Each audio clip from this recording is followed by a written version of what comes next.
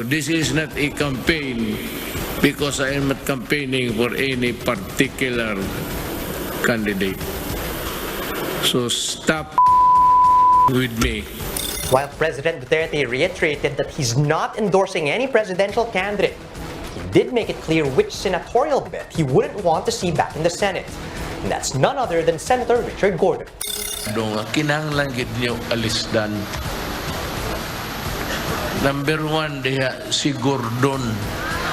And presidential bet Manny Pacquiao says another era of martial law is possible if Bongbong Marcos is elected as president. Hindi malayo na magkakaroon ng martial law ulit at yan ay pagsisihan ng taong bayan. Wala akong personal na galit sa mga Marcos pero tinitingnan ko lang yung kapakanan ng bansa natin. We continue our conversations with candidates for the coming elections, and tonight we have with us an aspirant for the Senate. What are his plans and platforms, and how will he act on his intentions for a better Philippines? We discuss in this episode of Face the Chiefs.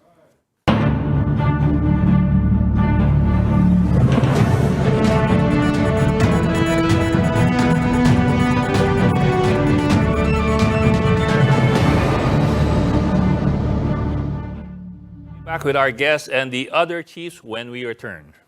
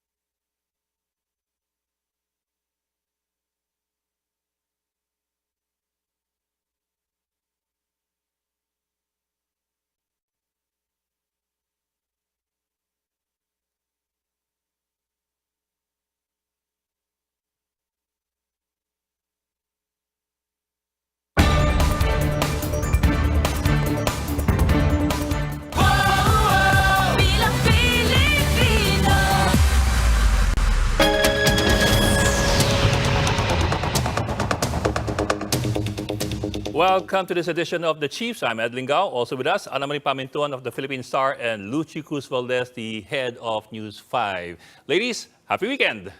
Happy. Hello, happy Friday. Weekend. And it's April 1. Let's not go into what that means. But Ako nga pala, no? Ang bilis ng panahon. Pero anyway, mag-weekend na. So diretso tayo sa guest natin para maka-weekend na maga. Of course, joining us tonight is Aksyon Demokratiko Central Candidate Attorney Joseph Peter or Jopet Season. Sir, magandang gabi at ipaglaban mo. Magandang gabi, Ed. Magandang gabi, Lucy. Good evening po, sir. Good evening, Ana Marie. Magandang gabi sa inyo. Weekend na pala, hindi ko man napansin. Nangangampana kasi kayo eh. Busy po. Sir, of course, we want to go into your platforms, but let me zoom in first before anything else into one of the issues that really seems to interest Isko Moreno right now. Isko, of course, is your standard bearer. You're running under Aksyon Demokratiko. And of course, he's been making a big issue out of yung Marcos estate liabilities, estate tax liabilities. Yeah. Do you advise him on this, and what's your take on this? No, that's his own position, and he was the one who discovered the liability based on his readings of the Supreme Court decision. So he found out that it was final and that we can impose or enforce this decision. So yeah, he went to the media and announced this, and his intention, if he wins, to collect this obligation. Yeah, but you're well known for giving legal advice to people who want to fight for their rights. What is your take? What is your advice? Pareho ang aking position doon. Ito ay may final decision na ng Supreme Court, so dapat natin kolektahin. Siguro ngayon yung sinasabi ng kabilang panig ay yung amount. At least dito ngayon inacknowledge na nila na meron talagang principal amount Yung of 23.3 billion. Yung amount, yung deficiency totaling to 203 billion, siguro it might be subject to further court cases or deliberations, but at least they acknowledged already this principal amount. So, pwede nang bayaran yun, pwede nang singilin.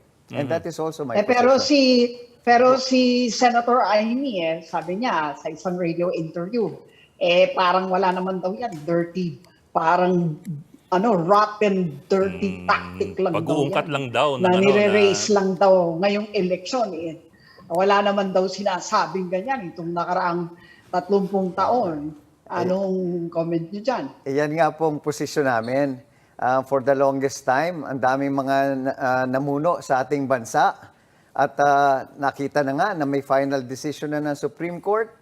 At hindi naman nakolektahan or nagkakaroon ng problema sa pangongolekta. So sa aking palagay, ay meron po talagang pagkukulang yung ating mga gobyernong sumunod dahil hindi sila kumolekta. At ang posisyon ng aming partido at ni Isko Moreno ay talaga pong pupursigihin natin para makolektahan yun. But to that point, sino may primary na pagkukulang dito? Is it the taxpayer, in this case the Marcos estate, or is it the government which is supposed to be collecting? Kasi before the 97 decision, naglevy na ang gobyerno against 11 properties plus 4 plus another 4 in Leyte. So in other words, government can and has been doing that, but it has not levied all the other rest. Tama. Kaya nga yun din ang aming posisyon. Sumusulat ang BIR, pero kailangan nilang i-enforce yun. Tapos marami, sa palagay ko, sa aking pagbabasa, palagay ko marami dyan sa mga properties na yan ay nakaipit pa at entangled in several legal cases, probably those pending with the PCGG. But the point is, dapat ipursige natin ang pagkukolekta and for us to continue to not to be able to collect for several years is, I think, bordering on not doing our jobs. Sa nakikita niyong kabagalan na yan ng nangyayari sa proseso, if you win sa Senate, meron ba kayong binabalak na isulong na batas para maremedyohan tong ganito mga sitwasyon? Siguro magandang ma-review natin itong function ng PCGG. How effective were they in enforcing, in collecting ill-gotten wealth? And lessons from ito, makita natin, nagtagal ng pangongolekta and probably explore other possibilities of enforcing the laws. May Supreme Court decision na tayo. Pero ang sinasabi ng PCGG kasi, sila naman daw, nagawa naman daw nila yung trabaho nila. Hindi daw umaandar, yung sa judiciary, sa justice system. You're a lawyer and yung TV show ninyo ng dad mo is about legal assistance. Yeah. Ano bang are you giving priority kung sakasakali? Yeah, we sa understand. judicial reforms? Tama po. Manalo, no? We understand that judicial reforms, probably we can leave that with the courts and with the Supreme Court.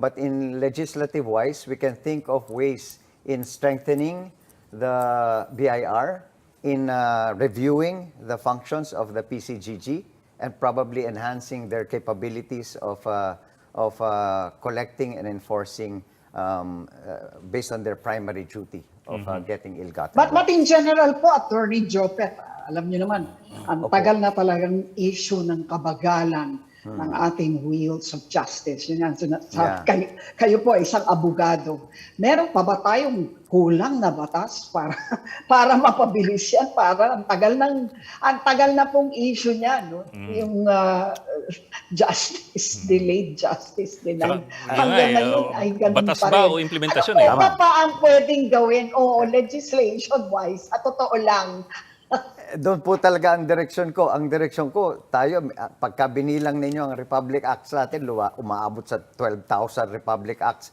Kung kukumpara natin sa Singapore o sa Malaysia, nasa ilang libo lang sila.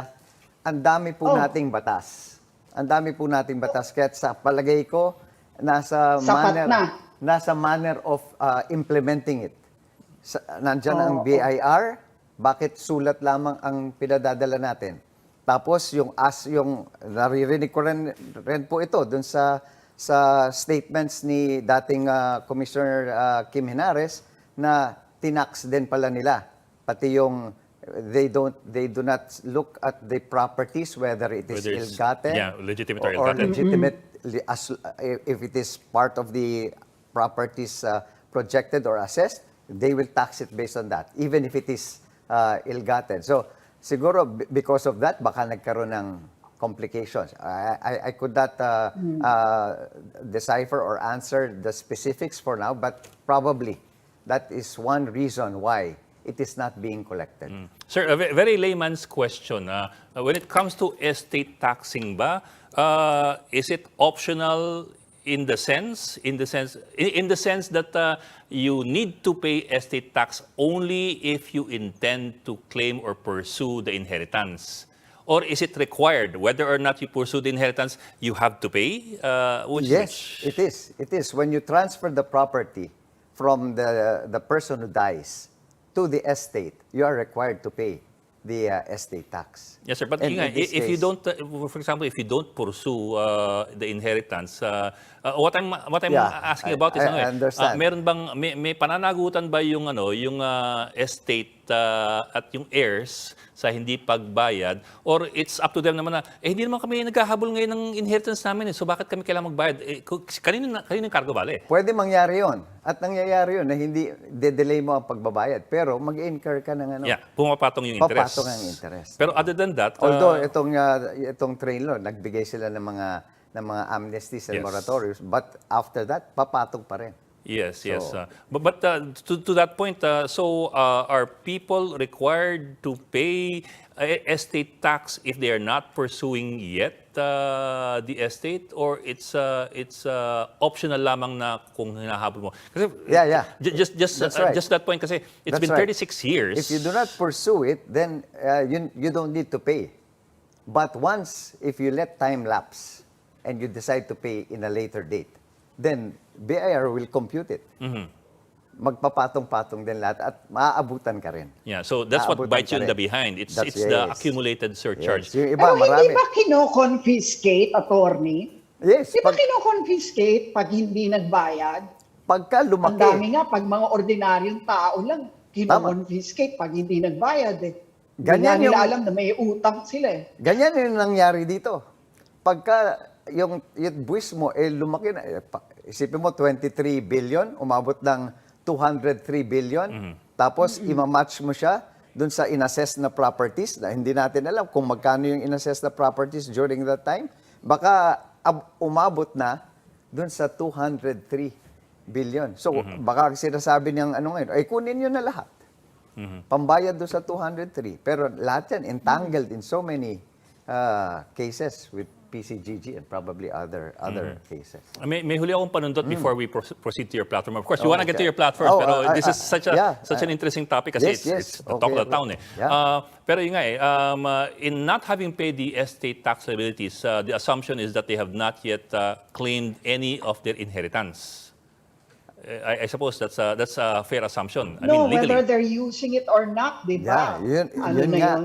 Yun yung angle na, well, hindi natin nakikita yung angle nung nung pag-impose or pag-assess ng BIR during that time. So hindi natin alam ngayon kung ano ba ang naging basis na sinasabi nila, even if this is ill-gotten wealth, we will assess it. So sinasabi ngayon ng kabila, if it is ill-gotten wealth and you assess it, then that belongs to us. Well, I asked that Yeah. question, sir, kasi while they have not technically or legally acquired their inheritance, they seem to be awash in funds or at least in assets. I always go back to this guy. In 2018, Imelda Marcos was the third Yeah. richest congressman with 928 million pesos in assets in her SALN. That's right. That's her right. declared SALN. That's right. So parang merong hindi tumutugma. The basis was probably the ones documented. Hindi natin alam, baka marami dyan hindi documented. So, yan. Kasi sinabi nga na Supreme Court dun sa ruling, di ba? It doesn't matter if it's ill-gotten or not. Basta final and executory na yung order, magbayad kayo. Yeah. They That's based the it ruling. on the potential income of Yes. Marcos during that time, and anything in excess is considered ill-gotten. Okay, sir, just to be fair to you, let's go to your platform now. Okay, yes. Okay, well, what's primarily on your mind if you do get to the Senate? Anong unang-una ninyo? I came from the housing sector. I was 11 years in the housing sector, 4 years as Assistant General Manager of the National Housing Authority, and 7 years as President of National Home Mortgage Finance Corporation. So I intend to bring that to the Senate to propose solutions to the housing problems of the country, patterned after what Manila did in the past 3 years under Isko Moreno's administration. But more details. Enlighten us on Yeah. that. What is that So exactly? housing, I have been an advocate of devolution. I came from the lowest level of government in the barangay. So the Mandanas-Garcia ruling now would increase the fundings for the barangays and the local government units. I would want to participate also legislative-wise in crafting the devolution development plan. Regarding the housing, there is a unique housing product introduced by Isko Moreno. I've seen it when I was in the housing sector in Singapore and Malaysia. These are high-rise buildings, 15 stories. Vertical house. 42, vertical housing, 42 square meters, 2 bedrooms. But the financial package, in this case, hindi binebenta.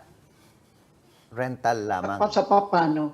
Rental po. So, and it would depend on the capacity of the beneficiaries to pay. And the twist there is, all your rentals, once you decide to leave, yumaman ka o tumama sa sweepstakes, all your rentals will be given back to you. So naipon? Naipon. Oh, so parang, Naipon. Pero, syempre, principal. so anong kita ng gobyerno doon? Doon sa interest po. Paano? Sa interest. Ah, At sa in interest. fact, hindi man kita yun eh. Dahil gagamitin natin yan for the maintenance. Pero do you need legislation for that? Kasi nagawa naman ni Isko Moreno Oh, at the local level. yes, for that particular area. But the budget is legislation. And for us to do this, we cannot appropriate yung ngayon po 380 million. Malaki na yung the biggest I've seen was 5 billion. For this, we need around 50 billion a year. And if we look at the budget of DPWH, I think we can spare some funds for the housing and sacrifice a few of the projects of DPWH, or probably. So curb can you some give of us the an projects. idea of how many beneficiaries you think this will serve? Kasi daming informal settlers, no? Yeah. Sa NCR pa lang. So, how many beneficiaries will be benefited by this? We're targeting the poorest of the poor, which, based on our estimate, is 4.5 million individuals. If we talk about families, these are 900,000 to 1 million families nationwide. The bulk of this is in, of course, Metro Manila, around 600,000. So the 50 billion per year we can complete 1 million housing units in the 6-year term of the next administration. The catch there is that we should also make sure that the beneficiaries are legitimate. Yun nga eh. And that we know the data and the details of the beneficiaries. Tama-tama, meron tayong ID system. In-approve na. Kaya lang yung ID system natin, ano lang talaga eh. Wala pa nag-a-avail eh. Ang konti pa lang na nag-a-avail. And ang laman po nun is ID picture with your name and your address. Gawin nating smart. And I've been championing this. I've been encouraging this in government. Ang dami natin, lalong-lalo na nung pandemya, nagbigay tayong napakaraming ayuda. Ang daming pondo ng gobyerno na lumabas. Kailangan naman meron tayong analytics and data regarding that. And I think the ID system is a good starting point na approved na, ginagawa na. Gawin na lang natin ngayong smart ID. Lagyan natin ng data. Sir, Pero hinaharang yan ng ibang grupo, di ba? They are worried about privacy, invasion of privacy. Kaya nga ganyan lang ang natirang mga data dyan sa ID system. Yeah. In fact, yung original dyan is to put a lot of information in the ID. Hinarang nga yan. Tama po. Kaya nga ang sinasabi natin, if you are going to avail of the services of government, if there is subsidy by government in you, then I think it is the right of government to put that in data. Sir, yung so this is rental na ibabalik. So actually parang paluwagan in a way. Yeah. I don't know if that's right ano, pero parang paluwagan Tama. kasi ibabalik din sa iyo eh. Babalik din Di ba? sa'yo. Opo. Pero how do you deal with professional squatters? Kasi it's rental how do you prevent people from Mga renting sublease. renting it from government and then renting it out in subcontracts? Ganito po, in housing, professional squatters are disqualified from being beneficiaries. So, tama po eh. Kaya gusto ko rin po yung ID system dahil dyan mo makikita yung beneficiaries mo eh. If they are qualified or not. And professional squatters are not qualified to be beneficiaries of housing. Pinagkakakitaan kasi nila.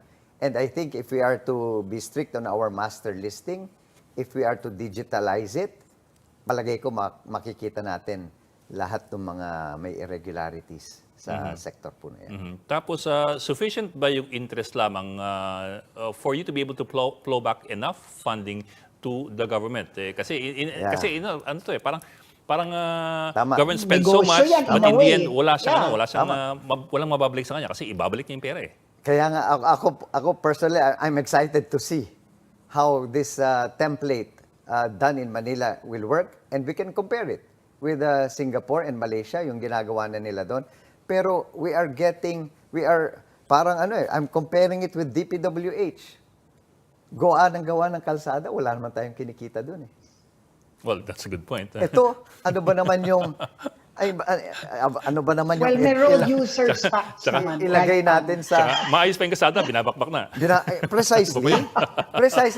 The 50 billion which we targeted, yan talagang direksyon natin.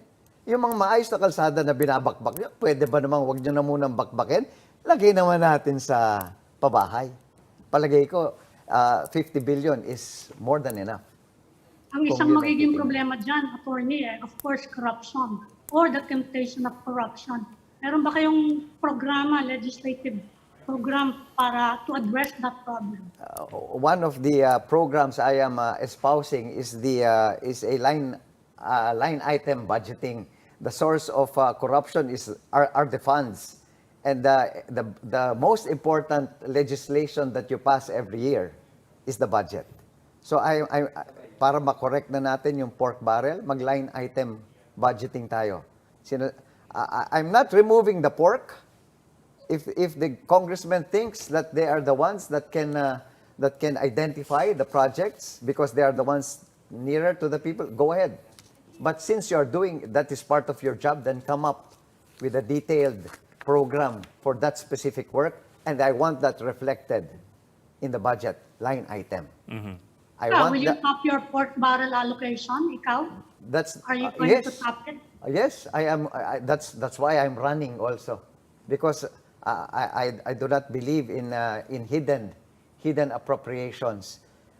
We can use technology. Dati ang dinadahilan nila dyan, pagka line item mo yan, ang dokumento mo, kakapal ng kakapal. But we are in the age of technology. Yung makakapal na yan, nandun na lang sa isang USB. We are in the age of internet. We have to tap the Facebook users, the IG users, and make the budget accessible, available in these facilities so that the more people watching the budget, the more it is democratized, and the more we can check corruption. Ang tagal na natin linalabanan nito, hindi ito kaya ng isang tao o isang individual lang. Let us involve the public, let us use technology. Yeah. Pero alam niyo, sinubukan na rin yan line item budgeting. Hindi ho ba, ginawa na rin yan. I don't know, panahon yata ni Pinoy. Line item budgeting din sila. Pero yun nga, nanunumbalik sa dating gawin. Well, nag-line item sila, pero nag-lump sum din sila. So. That's it. Lump sum is not line item. Yes. It's the contradiction sinasabi of nila line item. Sinasabi nila bottoms up. Bottoms up, kinokonsulta yung baba. They will submit the data sa taas. Pero when it comes to breakdown, what was approved was only 20% of what was adopted sa baba. So in this case, we want to involve the citizenry. Let us use technology. Let us itemize the budget. And I think that's one way of controlling it. Well, the other one is I would want to strengthen also the devolution, the local governments. The closer the funds are to the people, down to the barangay level, the more people will be able to watch our budget. Yung barangay captain mo na lumalaki yung bahay, makikita mo, at mas madaling pa-impeach. Hindi katulad ng ito congressman mo, senator, President, hindi mo na mapapa-impeach yan with our present system of governance. Well, sir, unfortunately, we're almost out of time Yeah, for this segment. But if you can, what is your message to the voter? Anong gusto mong iiwan sa kanila na mensahe for them to remember you by May 9? Yeah, unang-una, laki ng pasasalamat ko sa inyo dahil this is an opportunity for me to introduce myself and my platform. And campaigning nationwide is really very tedious and I need all the help I can get. Sa panahon ng eleksyon, pagka lumalapit na, ang dami po talaga ng nananakot, ang dami. At sana makinig po kayo sa aming mga plataforma at programa and don't let money influence your vote. Okay. Attorney Jopet Sison, ipaglaban mo ang inyong kandidato. Kapag nasa Maraming salamat katuwiran. for joining us. Anong number? Ano po number natin? Pag wala kayong pera, 5-6. Ayun. Hindi ko alam kung magandang Okay tanda. na. 56 po. 56 na pala. Ayan po. Si Attorney Jopet Sison, 5'6". 5-6 po. Baka marami umutang sa inyo. Puntahan niyo po pag mangungutang kayo si Attorney Jopet Sison. Maraming salamat, Attorney Maraming Jopet Sison. salamat ng sa Action pagkakataon. Demokratiko. Thank you for Maraming joining us. Very much salamat, appreciate. sir. Thank you, ma'am. Thank you po. So please stay with us. The Chiefs will be right back.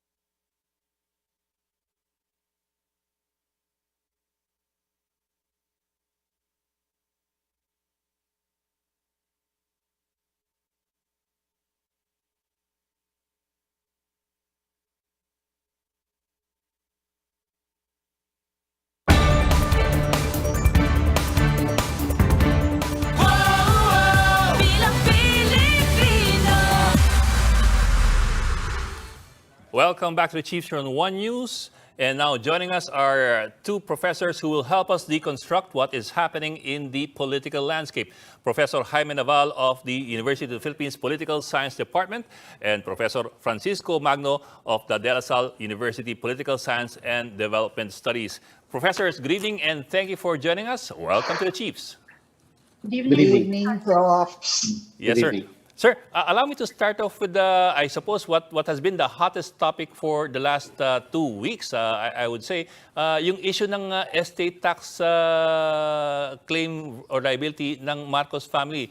I mean, Isko Moreno's made it probably his biggest issue. But I'm wondering lang from your perspective, ito ba'y kumakapit sa tao? It is taxes, ito'y buwis nga, pero ito ba'y ramdam ng taong bayan?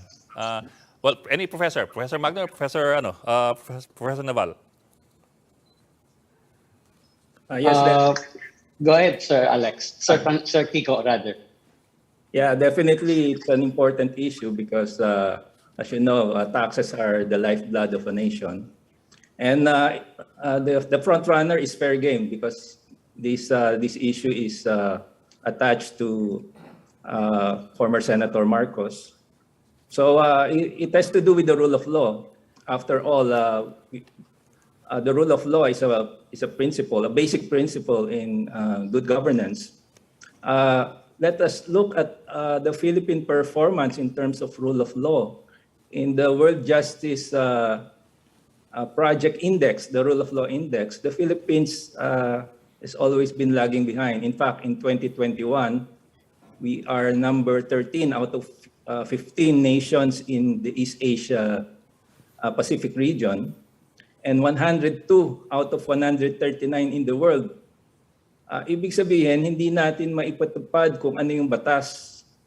Yung issue kasing ito, yung dapat bayaran yung estate tax way back in 1999, no? Yung final Yes, sir. Well, 97, sir. Yes, sir. 97. Yes, sir. Yes, sir. 97 ruling, but yung computation nilabas noong 1999. And this has been affirmed by Secretary Dominguez. Yes, sir. But Well, do you think nagro-resonate siya sa masses? Opo. Kasi yun ang concern ng mga kandidato ngayon. Yun lang naman ang concern, principally. Wala namang pakialam yung mga yan eh. Hindi naman siya bumababa sa survey. Sinasabi lang niya, politically motivated lang yan. Mga pakawala lang yan ng mga rivals ko. What do you think may impact kaya siya? baka Dun sa tayo lang mass? nag-uusap dito. Oo. We are told that largely the Filipinos in general would have a short attention span. But if the question of does it resonate, may traction ba?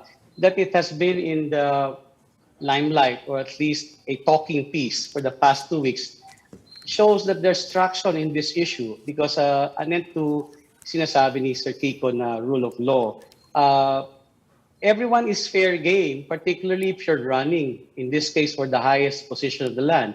So, sorry, I don't know if our good friend Kiko would agree with this. This issue about whenever you criticize somebody or you divulge an issue that is that would be ruining a political position or career, tapos sasabihin palagi, political lang yan.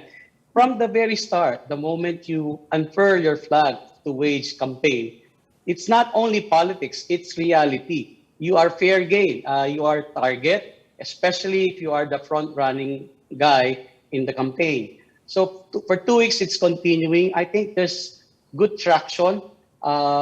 Even before Isko Moreno iterated this dun sa debate sponsored by the COMELEC. And up to now, this is resonating. Whether this will considerably affect or has a negative impact on the front runner is something we need to see. But I think no one can claim na pagka tumakbo siya, hindi siya pwedeng tirahin, hindi siya pwedeng akusahan, lalo na kung yung mga accusation has some solid footing and the record can speak well of that, the basis of the accusations. Expect that maybe even by next week, this 203 billion estate tax with all the arrears and the penalties will still figure prominently because I think it's still resonant to the people. In fact, kaya ngayon, dati denial eh. Ngayon, rebuttal na. And the answer now is to cushion the impact. I think even Ferdinand Marcos Jr. and the sister are saying whether they win, this will not, the intention is not to erase or to protect the issue about non-payment of the 203 billion. So, dati denial, ngayon, pinapari na yung question na, hindi, kahit manalo kami, hindi namin pakikialaman yung 203 billion. So, there's traction in that. Actually, ang more to the point is yung mga followers ba ni BBM, for example, in particular, sila ba naniniwala ba sila dyan? Nako-convince ba sila? Are they changing their minds? Di ba? Kasi baka echo chamber lang yan within the Lenny camp or the opposition camp. Or the Isko camp. Di ba? Baka sila lang yan. Remember, it was mentioned by President Duterte in his nightly program. Yeah. In fact, he wanted really. I think that's the reason why BIR is trying to look at the issue. And in fact, Finance Secretary Dominguez. No less. No less. So now that no less than the president and Secretary Dominguez have made comments to the effect that there is basis, no? That there's grounds and that the government should be running after. Yun ba, nakapagpalakas siya maybe ng position, but is that enough to turn people away from the front runner? Yeah, it's just one issue. So if the issue is continuously discussed, I think it will gain traction. And the fact that the candidates, no, aside from the front runner, of course, Bongbong Marcos, Vice President Lenny, and Mayor Isko, they're taking up the issue. So it's part of the discussion. Mm-hmm. Well, professors, to Luchi's point po kasi, for example, whenever we do explainers on the estate tax issue, we're branded as fake news by a lot of people, and that's only as far as explaining the decisions of the Supreme Court.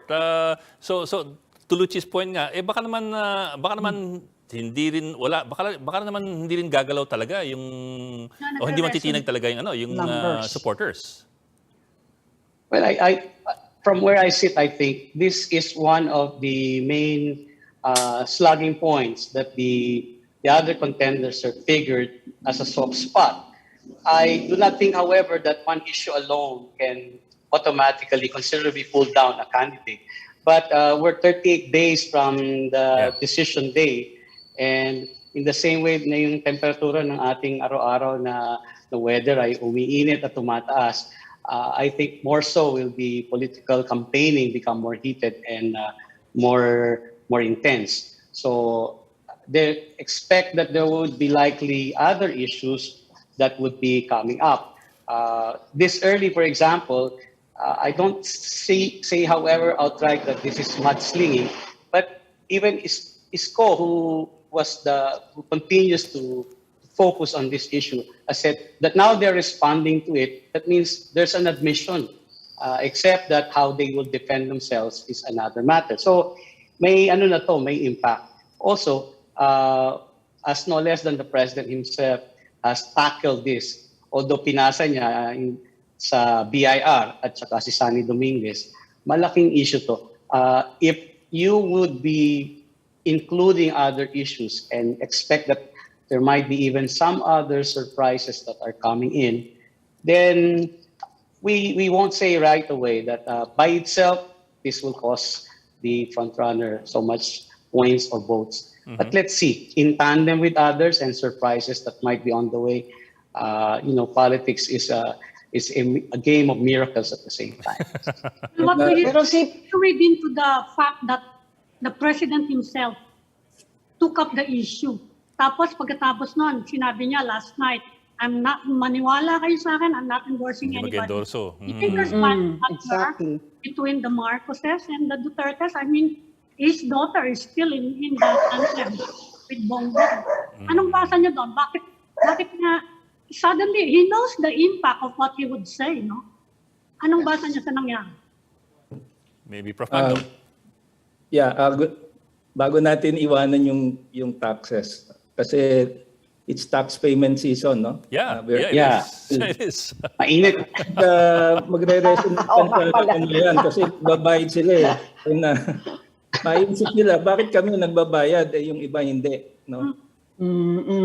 At the same So, may time, timing din, ano? May timing value. at saka lumobo na ng gusto yung utang natin eh. So kailangan natin ng resources. That's why the government is really wanting to collect. There's something that we should uncover in the statement of the president. It comes at a time when he says from his own lips that we have difficulty with money. Money is a big problem. We have to Yes. collect. We are just so many things, so many items to pay for. And then one of the things that he would cite, if he is really in any way dearly bent to support somebody, the front runner, and he's categorical in saying, I'm not campaigning for any particular candidate. I'm neutral. You could, given our experience with President Duterte, you could have two interpretations. One is enigmatic. He continues to make some decisions that in his tenure in office, there were decisions that were very surprising to us. And yet there were also decisions that were not surprising at all. So he's an enigma. There's some mystery that still clouds the way he portrays himself before the public. I am not discounting that maybe when the time comes more, as elections draw nearer, there could be some other things that ipapasabog or i-release ang presidente. But to talk about taxes, at the same time that the front running or the front runners, the candidates in the pack, a number of them would welcome an endorsement from the incumbent president, then it comes like not really a fatal blow, pero malakas na palo o tapik sa balikat. O, tumakandidato ka, pinanasa mong i-endorso ka ng incumbent, pero pwede ba magsalita ka din at ayusin mo yung tax kasi may taong bayan na nanonood sa atin. Second, so one is the issue of a president being enigmatic at the moment. But on the other hand, if you, from us who may even overthink the strategies or the developments in politics, it could be a matter of strategic ambiguity or strategic ambivalence. You may want not to, but then at the right time or when really more needed, you will papakita mo yung baraha mo. So that would be the case. However, enigma or strategic ambivalence, there is some element of loss that you would have to count. And no less than presidential political advisor Jing Paras mentioned this last night na he has advised the president to sabihin na kung sino yung manok niya o kung sino yung endorser niya. But he himself admitted that the president is firm not to endorse anyone at the moment. So the enigma is something that would be coming in and we'll be thinking about it. We still have 38 days more to go, and there are many things that will still happen. Pero what is the value of a presidential endorsement right now at this point? Is it something that is, kasi ang dami nagsasabi, wala naman in the past, no, historically, wala naman masyadong value yung naging endorsement nila Talo Cory parati Aquino, nila maliban FDR. kay FDR eh. Oh yeah, but so now why is everybody running after the endorsement of President Duterte? Is he unique in that sense? Will his endorsement really carry a lot of weight? I think the difference, Luchi, is the very high approval rating of the president. So very much different from President Cory or President Ramos. Yeah. Maybe ang mataas lang noon si Pinoy. Pinoy, no? Yes. Kaya lang may controversy nung huli. Mama Sapano at saka yung Yes. So Pero- parang naman walang dumidikit na na controversy, no? Right. walang dumidikit. More to the point, no? More to the point. At this point, when the surveys are showing that, for example, Senator Marcos is way ahead of the pack, no? Will it make a difference, for example, if President Duterte endorses somebody else aside from BBM? More to the point. Yes, I think it will make a difference malilipat, no? May transferability yung vote. But let me just connect with what Jim is saying.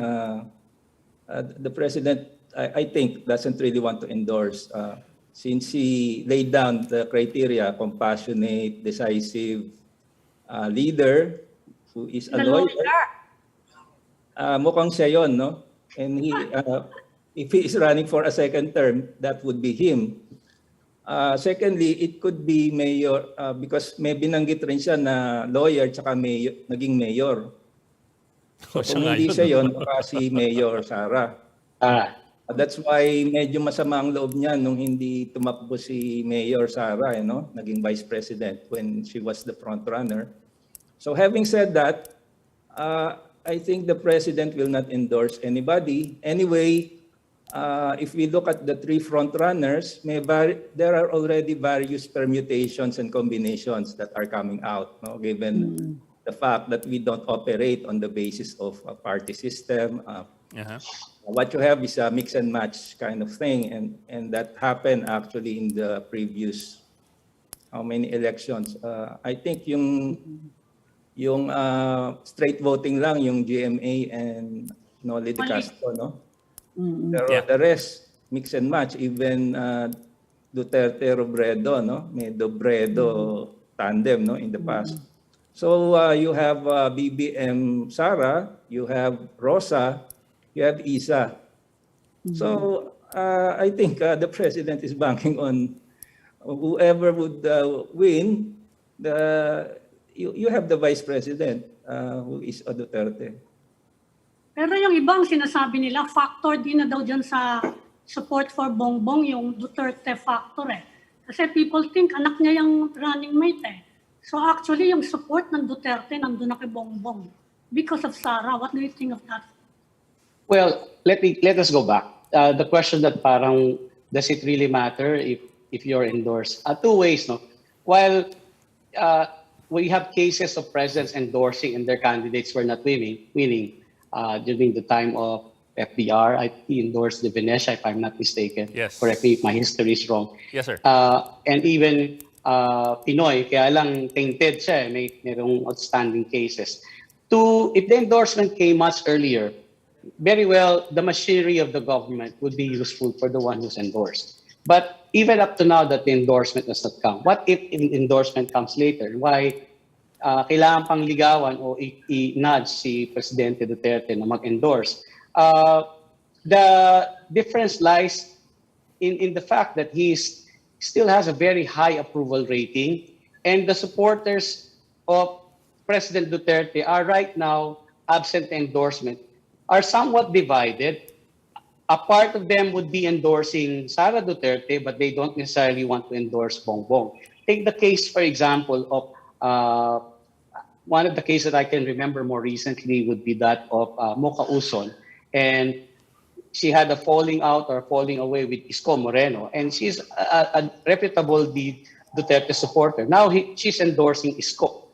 But how many of the diehards or the true blues loyalists of President Duterte are now torn because the president is silent about it? They may have to have sort of a hybrid. Ito, ipa-follow ko, iboboto ko. Pero yung kabila, ito naman sa kabila. Kaya nga, ang gulo na ng ating mga acronym. May Rosa, may Maso, hindi ko alam, mamaya may Martillo na, and the others. No? That endorsement would help confluence the supporters that are divided, half for Sara Duterte, and then the others would be somebody else. Well, speaking of confluence, may nakikita pa ba kayong consolidation of non-administration candidates? Is that still possible at this point? May nakikita pa kayo? Well, anything is possible, no? I think you are thinking of the possibility of some candidates withdrawing. Yes. That's pretty normal. It's an electoral practice in the world. Although it might be different in others kasi yung ibang countries merong primaries. Sa atin kasi walang ganun no? Walang process na you go through a filtering process. But I guess what will matter is when the candidates are looking at their pockets, no? How deep is their campaign war chest? And you have a full month still ahead of you in the campaign. And the most important phase in the election process is the day of the election itself. Do you have enough poll watchers? So one factor to consider here is whether the financial support is still there, or will you be fighting at all costs, or do you want to cut Pero your professors, losses? professors kasi even if all the other candidates withdraw in favor of one opposition candidate, if you might call it that, you still will not have enough aggregated percentages to make up for the 60% numbers that Bongbong has been getting. So in the end, you still will need to eat into his numbers for any of the other candidates to pose a significant challenge. True enough. Yeah, I think The points, That's assuming the numbers stay where they are. yeah, Diba? as the points in the survey suggest quite a formidable lead that you'd have to cut or curb. But let's remember that polls are different from elections. And in the past, we have this, mga time to ng tatay ko, yung guns, goons, and Goons gold. and gold. This election, from the way I look at it, and I'm a bit pedestrian in looking at it, is much different from the previous polls I've ever seen in my entire adult life. Why? In the past, when candidates filed their certificates, alongside you have, even before them, would be the political party to back them up. Yes. That's why may prepositioning yung PDP laban, even if they were divided. You have the Tusi and the Pacquiao faction. But in this election, at the national and even local, dati pag nagbalandra ka na ng streamer mo, ng mga poster mo, very prominent yung logo ng partido, yung anong partido ang nagsusupport, etc. But now, we observe even those who come, for example, the Liberal Party, Leni Robredo, who's reputedly the head of the LP, did not use their own party, but even changed and it's part of the rebranding, even ran as independent. You have other candidates, including Bongbong Marcos and even Lacson, although they have party, nauna yung individual, in effect, sinusundan ng partido. Right now, the parties are coming in, but it's quite a circus. For example, Partido Reforma at this last week, as Thursday, switching its support, Alvarez saying he's switching support to the vice president. You have the National Unity Party, which endorsed Bongbong Marcos just 2 days ago. Now its head is saying that she is endorsing VP Leni. It's quite a mishmash and a mixed match of many different parties or sectoral groupings. So this is very interesting. Why? I think we might be seeing a difference. While we could criticize, and it's a sorry state of the party system that we have or we don't have. But now it's the machineries in terms of people who will man the polls are very important. But then you may have to distinguish between political party machinery and volunteers who would man the polls. So I figure we have to factor in the surveys, but we have to factor in the political machinery, particularly of the political parties, but also the volunteers that would be watching and manning this electoral process. Professor Magno, you were saying something. So in terms of the numbers that you were talking about, I think that will change, no? The 60%, given what we are seeing right now, the crowds that are coming out from the different camps. So I guess the numbers will change. Okay. Well, professors, it's been a very interesting discussion. We do hope to have you again. Matagal pa naman ang election, so I'm sure we will have you again in this show if you're available. But maraming salamat po for joining us tonight and giving us your insights. Professor Jaime Naval of UP Pol-Sci and Professor Francisco Magno of the De La Salle University Pol-Sci and Development Studies. Professors, maraming salamat for joining us tonight. Ingat po parate. Thank you. Thank you, sirs. Thank you very much. Ingat po. That'll be all for this edition of the Chiefs. We hope what was discussed here will keep the conversation going. Now, before we go, a reminder to our viewers, mask on, wash hands, and stay safe, Philippines. I'm Ed Lingao. I'm Mami Pamintuan of the Philippine Star. And I'm Lucy Cruz Valdez of News 5, and we are One News.